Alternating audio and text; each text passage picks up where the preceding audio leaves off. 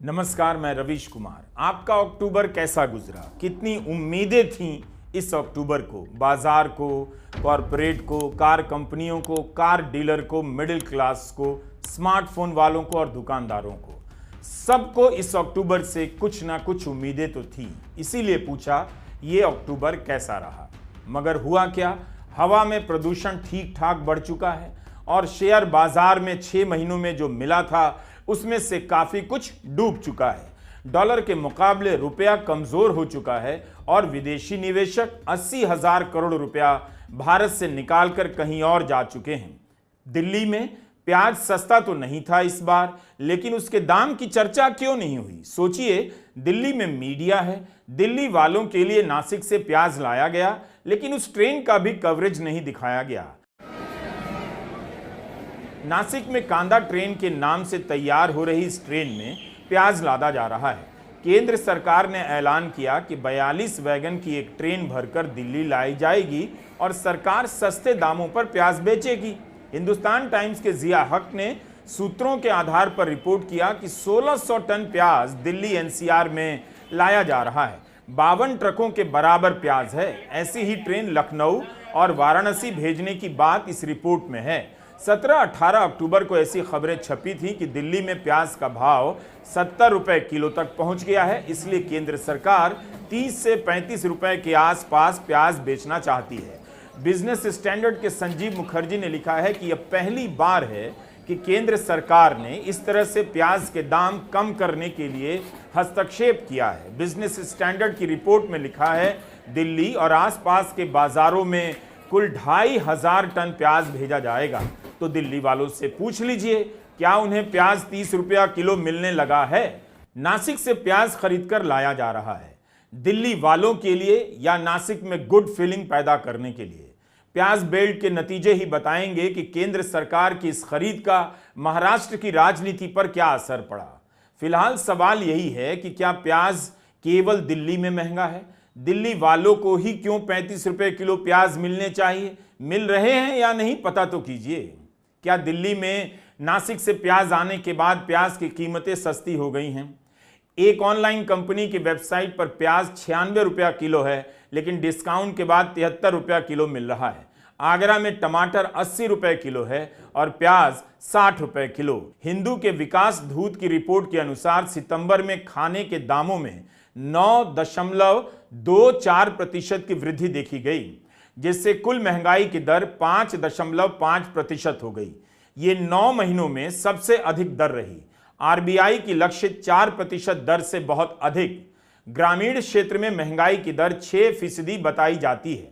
अगस्त में सब्जी की महंगाई दर 10.7% थी, जो सितंबर में बढ़कर 36% हो गई। गांव में भी उतनी महंगाई है, लेकिन दिल्ली वालों के लिए प्याज ट्रेन से लाई जा रही है।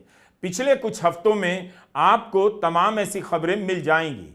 15 अक्टूबर के हिंदुस्तान अखबार के अरुण चड्ढा की यह रिपोर्ट देखिए। हेडलाइन है कि सब्जियां 6 महीने में इतनी महंगी हो गई हैं जितनी 10 साल में नहीं हुई। लिखा है कि आरबीआई के आंकड़ों के अनुसार सब्जियों की कीमत में जितना उछाल 2011 से 2020 के बीच आया, उससे ज्यादा तेजी चालू वित्त वर्ष के 6 महीनों में दर्ज की गई है। सोचिए, 6 महीने में इतने दाम बढ़ गए जितने 10 साल में नहीं बढ़े।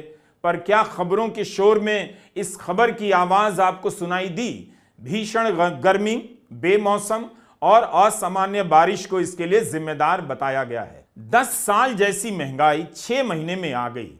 क्या आपकी आमदनी इस अनुपात में बढ़ी है? हिंदू अखबार में आंकड़ों का एक विश्लेषण छपा है कि पिछले साल के अक्टूबर के मुकाबले इस साल अक्टूबर में महंगाई 50% से ज्यादा है। हिंदू का कहना है कि आपकी आमदनी के बढ़ने की रफ्तार बहुत धीमी है, उससे कहीं ज्यादा रफ्तार से महंगाई बढ़ती जा रही है। पूरा पन्ना भर के छापा गया है हिंदू में।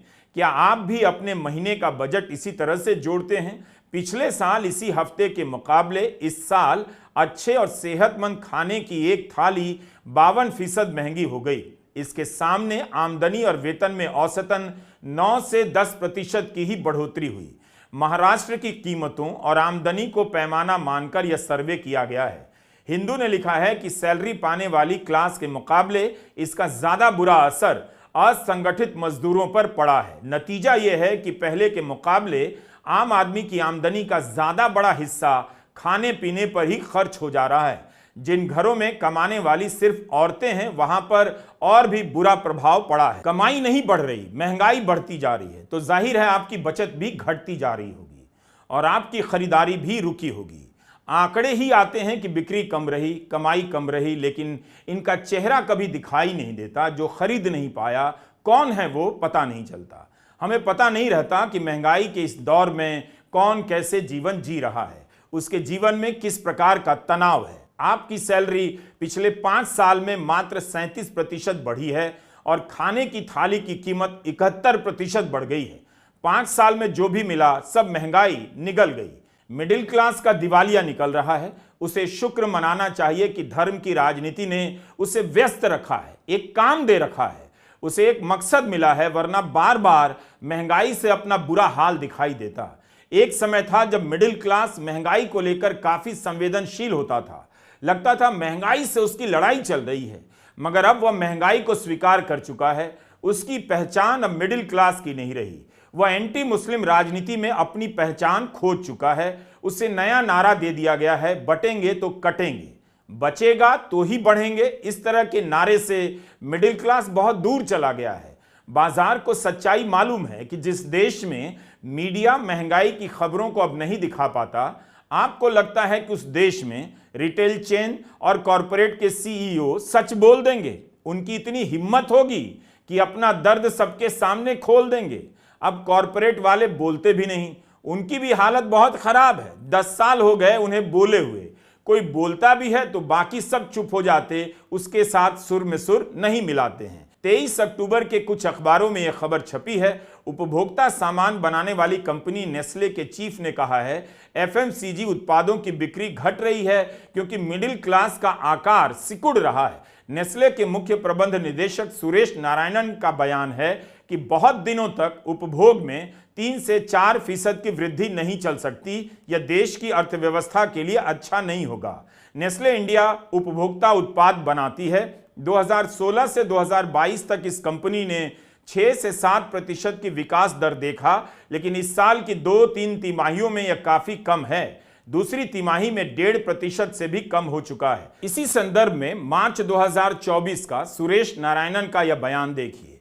सीएनबीसी के एक कार्यक्रम में उन्होंने कहा कि भारत में उपभोग का इतिहास मजबूत रहा है, मगर हमें मिडिल क्लास और अपर मिडिल क्लास के उपभोग में पैदा होने वाली अड़चनों की तरफ देखना होगा। इस हिस्से को जो कठिनाई हो रही है उस पर ध्यान देने की जरूरत है। 16 अक्टूबर की रॉयटर्स की खबर है। मनोज कुमार ने अपनी रिपोर्ट में लिखा है, खाने के तेल और प्याज टमाटर जैसी सब्जियों के दाम में हुई बढ़ोतरी के चलते भारतीय घरों का खर्च त्योहार से पहले ही बढ़ गया। इस वजह से ग्राहक महंगे सामान पर खर्च नहीं कर रहे हैं। इलेक्ट्रॉनिक सामान में खरीदी कम है। मनोज कुमार लिखते हैं कि इस साल त्योहार के सीजन की शुरुआत धीमी रही। पिछले अक्टूबर के मुकाबले इस अक्टूबर के शुरुआती 2 हफ्तों में इलेक्ट्रॉनिक आइटम और घरेलू उपकरणों की बिक्री में मात्र 5 से 7% की बढ़ोतरी हुई। व्यापारियों का अनुमान था कि 8 से 10% की बढ़त होगी। 28 अक्टूबर के इकोनॉमिक टाइम्स में सागर मालवीय की रिपोर्ट छपी है कि 2023 के मुकाबले इस साल की सितंबर तिमाही में घरेलू सामान और किराने की बिक्री की विकास दर आधी रह गई। महंगाई और बारिश के चलते लोगों ने पैकेज फूड और पीने की चीजें लेना कम कर दिया। 27 अक्टूबर की खबर है। व्यापारियों के संगठन कैट का अनुमान है कि इस दिवाली सीजन में 4.25 लाख करोड़ का टर्नओवर होगा। यही खबर 14 अक्टूबर को भी छपी है। लिखा है कि सर्वे के लिए देश भर के 70 ट्रेडिंग हब का जायजा लिया गया। 30 सितंबर की खबर है। फ्लिपकार्ट और अमेजॉन का अनुमान है कि त्योहार की खरीदी में 20 से 25% की बढ़त होगी। जल्दी ही पता चल जाएगा कितनी बढ़त हुई। इन खबरों के बीच से इतना तो संकेत मिल ही जाता है कि मिडिल क्लास की हालत उतनी अच्छी नहीं है। शादियों और त्योहारों में वह हमेशा से खर्च करता है, लेकिन उसे पता है कि उसकी क्षमता दिनों दिन कम होती जा रही है।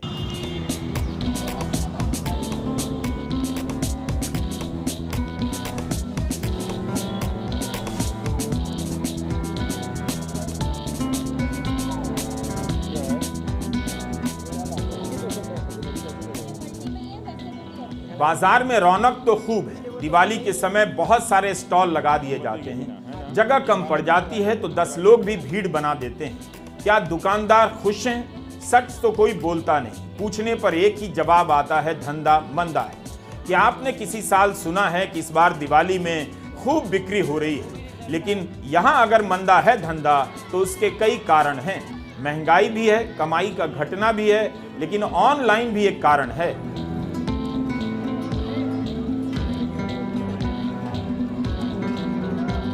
रत्नभूषण और सागर मालवीय की 25 अक्टूबर की रिपोर्ट है। शहरी किराना के लिए यह दिवाली मुश्किल होने वाली है। जनरल ट्रेड डिस्ट्रीब्यूटर्स ने बिक्री में जुलाई से लेकर अब तक महीनेवार 25 से 30% की गिरावट देखी है। इसी समय में क्विक कॉमर्स यानी घर पर होने वाली तुरंत डिलीवरी की बिक्री में बढ़ोतरी देखी जा रही है। सारी खरीदारी ऑनलाइन होगी तो ऑफलाइन में भीड़ कम दिखेगी। ऑनलाइन की बड़ी कंपनियों के पास डिस्काउंट देने की क्षमता ज्यादा होती है। मार्केट के दुकानदार इस मामले में पिछड़ जाते हैं। दुकानदारों ने एक कारण यह भी बताया कि इस बार दिवाली महीने के अंत में पड़ रही है, जब सैलरी का सारा पैसा खत्म हो चुका होता है। इस वजह से भी लोग कम खरीदारी कर रहे हैं।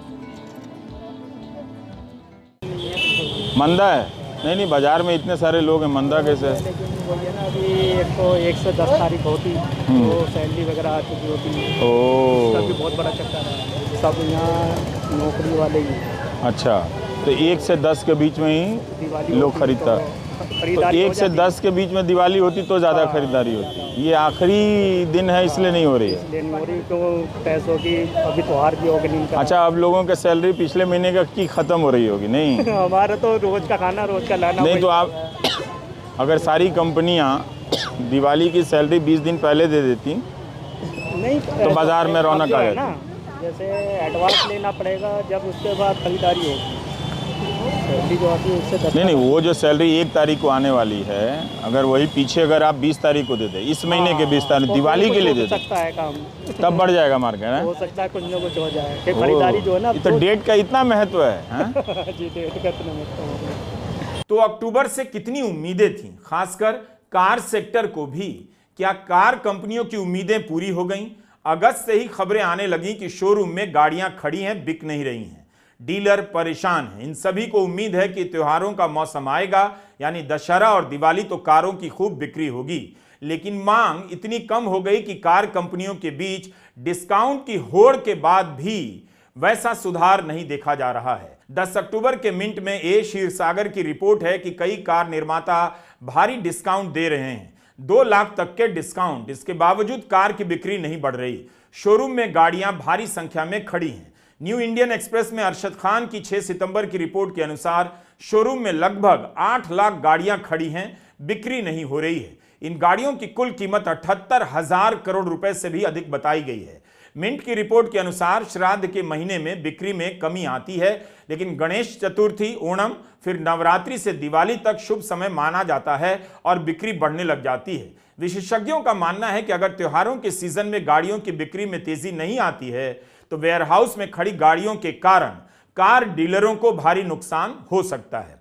यानी अगस्त से अक्टूबर के बीच कारों की बिक्री में कोई खास सुधार नहीं देखा जा रहा है। Hyundai का आईपीओ आया, वैसा उत्साह नहीं दिखा, जबकि इसके पहले के कई आईपीओ में खूब निवेश हुआ। होता भी तो कैसे? मिडिल क्लास की कमाई 3 महीने में आसमान तो छू नहीं सकती। कॉरपोरेट का भी प्रदर्शन इस दौरान अच्छा नहीं रहा। उससे ज्यादा तो आम आदमी टैक्स देने लगा है। भारत सरकार को जो टैक्स मिलता है उसमें आम लोगों की हिस्सेदारी कॉरपोरेट से ज्यादा हो गई है। जुलाई से सितंबर के तिमाही के नतीजे भी तो बहुत उत्साहजनक नहीं है। पिछली तिमाही की तुलना में भी सुस्ती नजर आ रही है। कारों का ना बिकना अर्थव्यवस्था के लिए अच्छा नहीं है, लेकिन किसी शहर की आबो हवा के लिए बहुत अच्छा है। 2016 में पहली बार दिल्ली के स्कूल बंद कर दिए गए कि हवा में कार्बन का जहर फैल गया है। 7 साल बाद भी इसमें कोई बदलाव नहीं आया। इस बार का अक्टूबर भी दिल्ली के लिए वैसा ही रहा, जेब खाली करता रहा और दम फुलाता रहा। अक्टूबर की दिल्ली। अभी लोग सप्तपर्णी की खुशबू को याद करते हुए फेसबुक पर लिख ही रहे थे कि दिल्ली की हवा कार्बन के सूक्ष्म कणों के भर जाने से जहरीली हो गई। कोहरे के आने के पहले ही दिल्ली की सुबह धुंधली हो गई, छींकें आने लगी, आंखें दुखने लगीं और अक्टूबर की पहचान बदल गई। लेकिन नोस्टाल्जिया में अक्टूबर किसी और ग्रह का महीना अब भी है। दिल्ली में अक्टूबर का महीना एयर प्यूरिफायर की बिक्री का महीना है। सबको पता है कि दिल्ली में गाड़ियों से प्रदूषण फैल रहा है, लेकिन कारों की जगह टीवी में पराली का जलना विलेन के रूप में दिखाया जाता है। अक्टूबर का महीना दिल्ली के लिए झूठ और सांस की बीमारियों का महीना हो गया है। इस अक्टूबर का रोमांस जितनी जल्दी हो अब छोड़ दीजिए। प्रदूषण दूर नहीं हो रहा है, लेकिन अखबारों में प्रदूषण से बचने के तरीके बताए जाने लगे हैं। बच्चों पर क्या असर पड़ेगा, महिलाओं पर क्या असर पड़ेगा, बुजुर्गों पर क्या असर पड़ेगा, इस तरह से अलग अलग वैरायटी और कैटेगरी की रिपोर्ट छापी जाने लगी है। इसके बाद भी हवा में कार्बन का जहर बढ़ता ही जा रहा है। जो शहर बच्चों और बुजुर्गों के लिए सुरक्षित नहीं है, वो फिर किसके लिए है? सरकार अजीब अजीब तरह के फैसले ले रही है। पार्किंग की फीस डबल कर देने से क्या प्रदूषण कम हो जाएगा? लोगों की जेब कट जाती है उल्टा। 28 अक्टूबर के मिंट की खबर देखकर लगा कि डिस्काउंट के सीजन में जुर्माने की भी बाहर आने वाली है। पूजा दास ने लिखा है कि पर्यावरण संबंधित जुर्माना अब 15 लाख तक किया जा सकता है। अगर पराली या कचरा जलाते हुए कोई पाया गया तो वहीं पर 15,000 तक का जुर्माना होगा। पर्यावरण का उल्लंघन तो सबसे अधिक सरकार करती है, उस पर कौन जुर्माना लगाएगा? लोगों का हाल क्या ही कहा जाए। सरकार से सवाल नहीं करते कि 7 साल हो गए, कब हवा का जहर कम होगा। लोग गूगल में सर्च कर रहे हैं दिल्ली के प्रदूषण में कैसे स्वस्थ रहा जाए, फेफड़े को स्वस्थ कैसे रखा जाए, गले का ख्याल कैसे रखा जाए। गूगल से सवाल कर रहे हैं। सरकार से सवाल करने में लोगों की हालत खराब हो जाती है। प्रदूषण का ठीक होना एक राजनीतिक प्रश्न है। अगर जनता का सरकारों पर दबाव नहीं बढ़ेगा तो प्रदूषण कम नहीं होगा। गूगल भी एक दिन तंग आ जाएगा और जवाब दे देगा, आप दिल्ली में रहें, बिल्कुल रहें, और फेफड़े को अक्टूबर भर के लिए स्विट्जरलैंड भेज दें। अप्रैल में ही खबर आई थी, दिल्ली दुनिया की सबसे प्रदूषित राजधानी है, इसलिए इसके लिए केवल अक्टूबर को दोष मत दीजिए। लांसेट की रिपोर्ट है कि दिल्ली में हर साल 12,000 लोग सांस की बीमारी से मर जाते होंगे। 2023 में विश्व एयर क्वालिटी इंडेक्स के अनुसार दिल्ली इस धरती पर सबसे प्रदूषित शहर है। 2020 में केंद्र सरकार ने commission for air quality management for NCR का गठन किया। राजेश वर्मा